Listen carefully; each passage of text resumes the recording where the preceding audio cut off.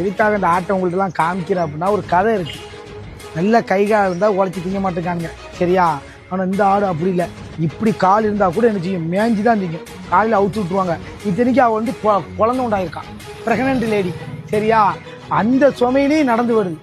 அந்த ஆட்டுக்கு பழமையும் கொடுக்கணுமா, அது எவ்வளோ டீசெண்டாக மேய்ஞ்சி திங்கி காட்டுமாப்பில், அது எவ்வளோ அழகாக மேய்ஞ்சி திங்கி அந்த ஆடை போய் சோம்பேறி ஆக்க சொல்லுதுன்னா ஒரு காலமும் அந்த ஆடு என்ன கிடையாது, சுட போனது கிடையாது.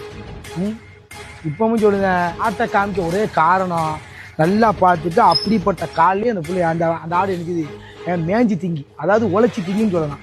போட்டு ஹை ஆசியா கேப்டனா இப்பவும் நான் சொல்லுவேன், அந்த போது அந்த ஆட்டை காமிக்க காரணம் ஏதாவது காரணம் சொல்லுவாங்க தெரியுமா. எனக்கு வசதி இல்லை, வாய்ப்பு இல்லை, துரோகம் பண்ணிட்டான், வச்சுட்டான், வாங்கிட்டான்னு சொல்லிட்டு இருக்குது. கைகால் நல்லா இருக்கலாம், அதுவே நல்ல விஷயம்னு சொல்ல வரேன் சரியா. உழைச்சி திங்கலாங்க அந்த லேடி ஆடு வந்து உங்களுக்கு காமிச்சிருக்கு. ஓகேவா, நன்றி. இப்படிக்கு ஆசியா கேப்டன் நான்.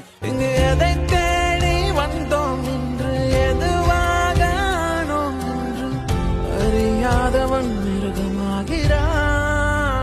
நான் யார் இறைவா, விடைத்தா இறைவா.